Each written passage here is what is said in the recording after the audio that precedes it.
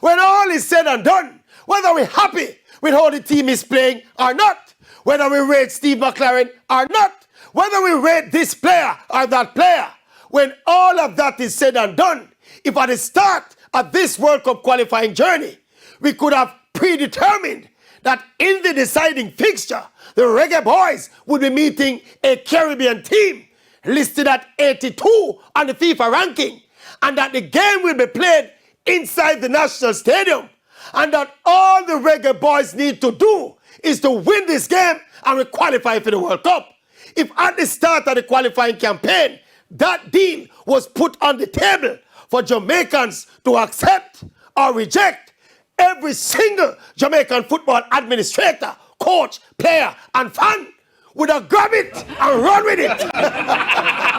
So in the here and now, make we stop the bickering and the complaining. Let us just support the Reggae Boyz and help them to handle